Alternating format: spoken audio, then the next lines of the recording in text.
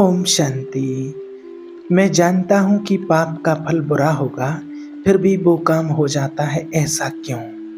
एक भाई कहते हैं कि मुझे पता है, पहले से विदित हो जाता है और ये पता है कि बुरा काम करने का फल बुरा ही होता है, बुरा ही होगा।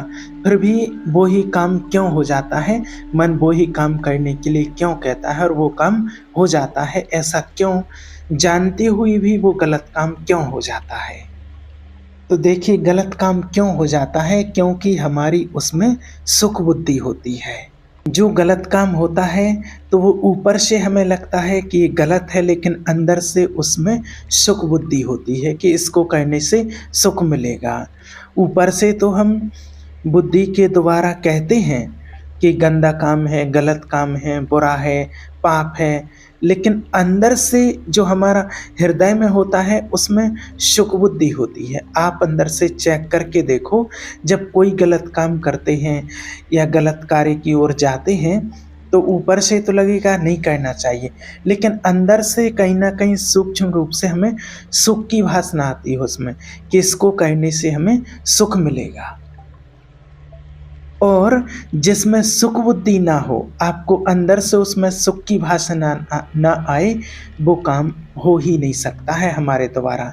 चाहे जितना बुरा कार्य हो, अंदर से उसमें देखना, चाहे कितना भी बड़ा हो, बुरा हो, गलत हो, कैसा भी हो, लेकिन अंदर से देखना, उसमें सूक्ष्म में सुख बुद्धि होती है। सुख भोगने का भाव होता है, सुख मिलने की चाह होती है कि इसको करने से सुख भोगेंगे, इसको करने से सुख मिलेगा, इसलिए हमसे वो पाप आचरण बन जाते हैं। दूसरी बात, जानते हुए और फिर नहीं मान पा रहे तो हमने जाना ही नहीं है, वो अज्ञानी है, वो जानकार नहीं है। जो जान करके भी उस कार्य को कर रहे हैं तो वो जाना नहीं है, वो अज्ञानी है। वास्तविक ज्ञान नहीं है उसको। या तो वास्तविक ज्ञान होना चाहिए और या फिर परमात्मा की याद से, परमात्मा को याद करने से और वो जागृति आ जाए, तब जानेंगे कि बुरा काम करने से क्या होता है और तब उसको रोक सकते हैं, क्योंकि उसको रोकने के लिए बल चाहिए और वो बल मिलता है एक परमात्मा की याद से। क्योंकि जिस चीज का वास्तविक ज्ञान हो जाता है कि वास्तव में इसमें सुख कितना है और दुख कितना है, जब हम इस चीज को, इस कार्य को करेंगे तो इसमें हमें कितना दुख भोगना पड़ेगा, कितना कष्ट भोगना पड़ेगा, और इसके प्रति सुख तो क्षणभंगुर मात्र अल्पकाल का होगा। जब ये वास्तविक ज्ञान जिस आत्मा के लिए हो जाता है तो फिर वो आत्मा कोई गलत काम नहीं करती है। और फिर उसको रोकने के लिए बल चाहिए, बल की आवश्यकता होती है। तो बल मिलता है हमें परमात्मा की याद से। जब हम परमात्मा को याद करते हैं, परमात्मा का ध्यान करते हैं, तो हमें वो बल मिलता है, उससे वो शक्ति मिलती है, वो पावर मिलती है, जिससे हम अपने आप को गलत काम करने से रोक पाते हैं। क्योंकि हमें उसका फिर सही ज्ञान हो जाता है। क्योंकि आज दुनिया में लोगों को वास्तविक ज्ञान नहीं है और अपने अंदर बल नहीं है, वो पावर नहीं है, और वो पावर ना होने के कारण अपने आप को वो रोक नहीं पाते हैं, चाहते हुए भी नहीं रोक पाते हैं, क्योंकि उसमें सूक्ष्म बुद्धि है कि इसमें सुख मिलेगा और उसी की ओर फिर वो दौड़ते रहते हैं। जब हमारा परमात्मा की याद से, उस शक्ति से, जब हमारे अंदर वो परमात्मा का बल मिलता है, जब परमात्मा को याद करते हैं तो जो जागृति आती है हमारे अंदर, तो जो मन बुरे काम करने के लिए जाता है, बुरे कार्य की तरफ जाता है, उसको हम रोक लेते हैं, उस पर कंट्रोल कर लेते हैं। चाहे वो कितनी भी व्यथा पैदा करे, कुछ भी करे, वो व्यथा पैदा तो करता है सुख बुद्धि से। जैसे आज सभी जानते हैं, सबको पता है कि चोरी करना पाप होता है, पाप है चोरी करना, नहीं करनी चाहिए, लेकिन सुख की बुद्धि हुई। अब पवित्र बुद्धि बार बार सलाह देती है, माने पहले जब सुख की बुद्धि हुई चोरी करने में, उसमें सुख भाषा, पैसा आएगा, ये करेंगे, ऐसा करेंगे, लेकिन पवित्र बुद्धि फिर भी बार बार सलाह देती है हमें कि अगर पकड़े गए तो डंडा चलेगा, अपमान होगा। पर सुख बुद्धि जो होती है ना, सुख बुद्धि जो होती है, धन में जो महत्व बुद्धि होती है, अगर धन की भोग भोग सामग्री ना मिले तो उस धन का कोई महत्व नहीं। जिस धन से मन सुख ना मिले उस धन का कोई महत्व नहीं होता है, वो कोई महत्व का नहीं रहता है, कोई काम का नहीं रहता है वो। मान लीजिए आज अगर 2000 का नोट है, वो बंद हो गए हैं, अगर आपके सामने एक बोरा नोट भर दिए जाएं, रख दिए जाएं एक बोरा भर के, तो उसकी तरफ देखेंगे भी नहीं कि नहीं फायदा है, कोई फायदा ही नहीं है। और एक 500 का नोट कहीं रास्ते में पड़ा मिल जाए तो उसको उठा लेते हैं, है ना। तो फायदा क्यों? क्योंकि अब 2000 के फायदे से क्यों नहीं हुआ, 2000 के नोट से? क्योंकि अब वो प्रयोग में नहीं आएगा, वो कोई काम का नहीं है, उसको कोई लेगा नहीं। और 500 का नोट क्यों उठा लेते हैं? क्योंकि वो काम में आएगा, उससे सामग्री मिल जाएगी। रुपए का महत्व है भोग सामग्री, ना कि रुपया, माना कि जिससे हम सुख भोग सकें। ये होता है उसका मतलब कि जो हम कुछ सामग्री उससे ले सकें, उसका उपयोग कर सकें। तो भोग सामग्री का महत्व क्यों है कि हम शरीर के द्वारा उस सामग्री को भोगेंगे। तो अब हम शरीर के द्वारा जो सुख चाहते हैं वो अज्ञान है। हमारा तो स्वरूप ही है सुख राशि, हम आत्माओं का स्वरूप ही है शांत स्वरूप, सुख स्वरूप। आत्मा तो सहज ही सुख स्वरूप है। आत्मा को किसी क्रिया की जरूरत नहीं है कि किसी प्रकार से कोई व्यक्ति, वैभव, वस्तु, पदार्थ से सुख मिले तब वो सुख भोगेगी। वो तो स्वाभाविक ही सुख स्वरूप है आत्मा।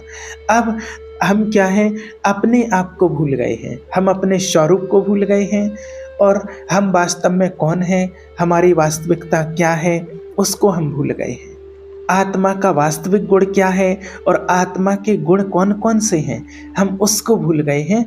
और उसको भूल करके अपने को स्त्री मान लिए हैं, पुरुष मान लिए हैं। और भोगने के लिए अब हमें अज्ञान की वृत्ति से कहते हैं कि सुख भोगने के लिए हमें ये चाहिए, हमें वो चाहिए, सारी सुविधाएं चाहिए, लेकिन वो वास्तव में सच्चा सुख प्रदान नहीं कर सकती हैं। वो तो ऐसे ही होता है कि जैसे सपने में देखा कि हम जाग रहे हैं, हम जग गए हैं और हम कोई भी कार्य करने चल पड़े हैं, चल दिए हैं, तो क्या हम सपने में जग गए हैं? माना हम जगे ही तो हैं सपने में, लेकिन हम कोई कार्य तो नहीं कर रहे हैं। ऐसे ही अज्ञान की एक वृत्ति है जिसका हमें पता है, लेकिन उनको कुछ पता नहीं होता है। वास्तविक पता क्या होता है?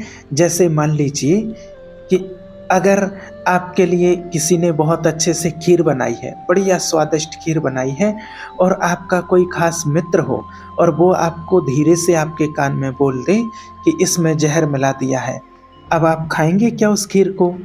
एक निवाला भी नहीं खा सकते हैं। अब असली जानकारी हुई है, अब नहीं पाओगे। तो ऐसे ही ईश्वर हम आत्माओं को सच्चा ज्ञान प्रदान करते हैं और देते हैं और बताते हैं। और ईश्वर बार बार सावधान करते हैं, कहते हैं देखो गलत मार्ग पर चलोगे, गंदा आचरण करोगे, असत्य के मार्ग पर चलोगे तो दुख पाओगे, घाटा पाओगे, धोखा पाओगे। पर हमें विश्वास नहीं होता है, वास्तविक जानकारी हमें नहीं मिल पाती है, फिर भी वो पाप हमसे बन जाता है। और ये कोई एक व्यक्ति की बात नहीं है, ये संसार का खेल है, ये पूरे संसार का। कोई बिरला ही होते हैं जो इससे बच पाते हैं, बिरला वही होते हैं जो ईश्वर को मानने वाले होते हैं, जिनको आत्मिक ज्ञान होता है, जिनको वास्तविक ज्ञान मिल जाता है, परमात्मा की प्राप्ति हो जाती है जिनको। और जिन आत्माओं ने कर्मों की गहन गति को समझ लिया है कि वास्तव में इसका फल क्या होता है, वो आत्माएं फिर इस पाप कर्म से बच जाती हैं। जिन्हें स्वयं का ज्ञान हो जाता है, ईश्वर का ज्ञान हो जाता है और कर्मों की गहन गति का ज्ञान हो जाता है, वो आत्माएं फिर पाप कर्मों से बच जाती हैं। ऊपर से तो देखिए सब कहते हैं कि गलत करेंगे तो इसका फल गलत ही मिलेगा, नतीजा इसका गलत ही होगा, लेकिन मानते नहीं हैं, बस ऊपर ऊपर से कहते रहते हैं। देखिए अगर सत्य मार्ग पर चलोगे, भले नमक रोटी खाओगे लेकिन अच्छे रहोगे, शांति मिलेगी, आपको सुकून मिलेगा, आपके हृदय में चैन रहेगा। अधर्म का पैसा लाओगे, बहुत खतरा है उसमें, बहुत पक्का खतरा है, 100% खतरा है, 1% भी छूट नहीं है। अधर्म से सर्वनाश ही होता है। बस उससे 4 दिन की चांदनी होती है, ये पक्का समझ लो। अगर अधर्म से किसी प्रकार से कोई पैसा आता भी है, चोरी का हो, गलत काम का हो, किसी भी प्रकार का हो, तो बस वो 4 दिन की चांदनी रहती है और उसके बाद फिर अंधेरा ही अंधेरा वो करके चला जाता है। जिस प्रकार से एक चोर आता है, जब वो किसी जगह पर जब वो डाका डालने के लिए जाता है, तो वो जब अंदर घुसता है किसी मकान में, गोदाम में, दुकान में, कहीं पर भी, तो वो घुसने से पहले एक दूसरा रास्ता देख लेता है कि अगर मालिक आ जाएगा, कोई लोग आ जाएंगे, तो मैं निकलूँगा कहाँ से, यहाँ से मैं कैसे निकलूँगा, तो वो दूसरा रास्ता पहले ही खोज लेता है। इसी प्रकार से जब गलत पैसा आता है, चाहे चोरी का हो, किसी भी प्रकार से हमारे पास अधर्म का हो, गलत पैसा आता है, तो वो आने से पहले ही अपना दूसरा रास्ता देख लेता है और जितने दिन हमारे पास रुकेगा, उतने दिन का वो मैं ब्याज के लेकर के जाता है। बस हमें पता नहीं चलता है, हम समझ नहीं पाते हैं कि वो किस रास्ते से निकल गया, समझ नहीं पाते हैं। चाहे वो बीमारी के रूप में चला जाए, कोई दुर्घटना के रूप में चला जाए, हमें पता ही नहीं चलेगा, वो तो जाएगा ही। और जितने दिन हमारे पास रुका होगा, तो हमारा और ब्याज सहित लेकर के जाएगा वो। इसलिए हमेशा सावधान रहो, भले हमारे पास कम हो, लेकिन अच्छा हो, अपनी मेहनत का हो, अपनी पुरुषार्थ की हुई मेहनत का हो, अपनी पसीने की कमाई का पैसा हो, अपनी कमाई का हो, तो भले कम हो, लेकिन आपको उसमें खुशी मिलेगी, आप उसमें संतुष्ट रहेंगे, आपको कभी बेचैनी नहीं होगी। और अगर गलत पैसा आपके पास आ भी जाता है, चाहे लाखों करोड़ों क्यों ना आ जाए, लेकिन आपको संतुष्टि नहीं मिलेगी, आपको अपने अंदर एकदम बेचैनी सी रहेगी और अंदर ही अंदर एक डर और भय पैदा होता है। अच्छा नहीं लगेगा, कुछ भी अच्छा नहीं लगेगा, ऐसे लगेगा कुछ हो ना जाए, कहीं छापा न लग जाए, पुलिस ना आ जाए, कहीं हमारे परिवार के साथ कुछ गलत ना हो जाए, क्योंकि गलत तो गलत ही होता है और उस व्यक्ति को कभी चैन की नींद नहीं आ सकती है। तो ऐसा पैसा क्या काम का, इसलिए भगवान कहते हैं कि भले कम हो, कहा जाता है कम खाओ गम खाओ, सुखी से रहो और चैन से रहो। और देखिए, जब कोई अधर्म के मार्ग पर चलना शुरू करता है, जब अत्याचार करना शुरू करता है, तो सबसे पहले क्या होता है कि उनके पुण्य कर्म नष्ट किए जाते हैं। कैसे उसके पुण्य कर्म नष्ट होते हैं? देखिए, एक बार एक जगह पर पूजन हो रहा था, जो आज जैसे बोरिंग में पानी निकालने के लिए पूजन कराते हैं ना, पंडित जी को बुला के और पूजन करवाते हैं, जल दिखवाते हैं कि यहाँ पर होगा। तो ऐसे ही एक जमींदार थे, वो करवा रहे थे और उनका बेटा आया और शराब पी करके, और अरे ये सब क्या नाटकबाजी है, और मारी लात, यहाँ खोदो, यहाँ निकलेगा पानी। और जैसे ही वहाँ पर खोदा और बहुत सारा पानी निकला, और जैसे ही खूब बढ़िया पानी निकला, और वो कहने लगा, अरे ये सब नाटक है, आडंबर करते रहते हो। फिर जो अत्याचार अब बढ़ता चला गया, अब अधर्म की प्रवृत्ति, और जहाँ कोई पाप आचरण करने लगता है, तो उसको दंड देने के लिए ऐसे सबसे पहले उसके पुण्य नष्ट किए जाते हैं। कैसे पुण्य नष्ट? उसके पुण्य नष्ट करने के लिए फटाफट जितने भी उसके अकाउंट के पुण्य कर्म होते हैं, और वो पुण्य उसके पास भेजे जाते हैं, उसकी उन्नति शुरू हो जाती है। अब वो सोचता है कि मैं तो पाप कर रहा हूँ, अत्याचार कर रहा हूँ और मेरी उन्नति हो रही है, अब मेरा इस दुनिया में कोई भी बाल बांका नहीं कर सकता है। लेकिन वो चाल नहीं समझ पा रहा है, उसके सारे सुकृत भेजे जाते हैं, और जहाँ उसके सारे सुकृत पुण्य नष्ट हो जाते हैं, और फिर जो पूर्व के पाप होते हैं और फिर अभी जो कर रहा है वो पाप होते हैं, और जब दोनों का एक से कनेक्शन जब मिलता है, तो फिर ब्लास्ट होता है और मिटिया मैट हो जाता है, कोई समझ भी नहीं पाता है। अब लोग क्या समझते हैं ऐसे में कि जो पाप कर रहा है और उसकी उन्नति हो रही है, तो वो समझ नहीं पाते कि इसके सुकृत जो पुण्य है वो नष्ट किए जा रहे हैं, तो उसकी उन्नति नहीं हो रही है। उसको तो और 10वें फ्लोर पर ले जा करके और पटका जाएगा, पटका जा रहा है, ये पता भी नहीं चलेगा उसको। तो अधर्म आचरण करने वाले को ऊंचाई से पटका जाता है। जो वो ऊंचाई पर चढ़ता है तो उसको ऊंचाई पर पटकने के लिए ही चढ़ाया जाता है, और फिर ऐसा ब्लास्ट होता है जो एकदम नष्ट हो जाता है, उसको पता भी नहीं चलता है।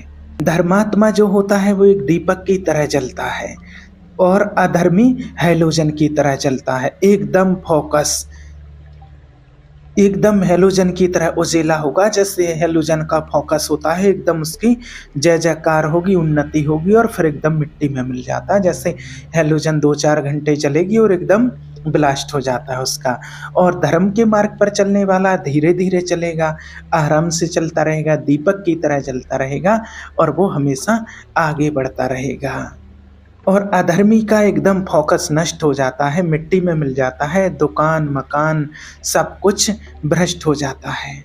आंखें खोल करके देख लीजिए, संसार में ऐसे कितने समाचार पत्रों में हमने सुना देखा है, जिसको कहते हैं कि मिट्टी में मिल जाना, सब कुछ मिट्टी में मिल जाता है, कुछ भी नहीं बचता है।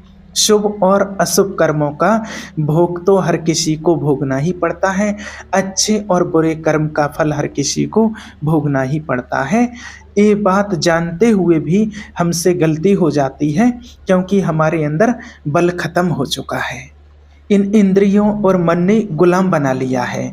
इसलिए सबसे कहते हैं कि नशा मत करो, उल्टे सीधे आचरण मत करो, गलत मार्ग पर नहीं चलो, किसी को गंदी दृष्टि से नहीं देखो, और भगवान को याद करो।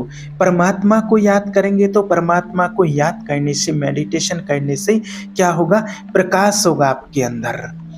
और इस बात को समझना है कि जिस दिन से तुम सत्य मार्ग पर चलना शुरू करो, अच्छे मार्ग में चलना शुरू करो, तब तुम्हें आगे महासुख मिलना है। तो तुम्हारे पाप का कनेक्शन जुड़ सकता है। तुम्हारे पाप का कनेक्शन कैसे? कि जैसे सद्मार्ग में चलेंगे तो पाप आना शुरू हो जाएंगे, हर कदम पर विपत्ति आएगी। ऐसा भी माया दिखा सकती है, बहुत विचित्र है, पर आप पक्का समझ लीजिए कि वो आपके पाप नष्ट हो रहे हैं, आगे महासुख आना है। इसलिए जितने पाप हैं वो नष्ट हो रहे हैं, तब तो आगे महासुख मिलेगा। क्योंकि जिस समय पूर्व के पुण्य और अभी के पुण्य का कनेक्शन होगा और एकदम प्रकाश हो जाएगा, उससे आपको डरना नहीं है और हारना नहीं है। इसलिए जब कोई ऐसी विपत्ति सामने आती है तो उसमें डरना नहीं है, परमात्मा को याद करना है और आगे बढ़ता रहना है। आपका आगे अच्छा ही अच्छा होगा। ओम शांति।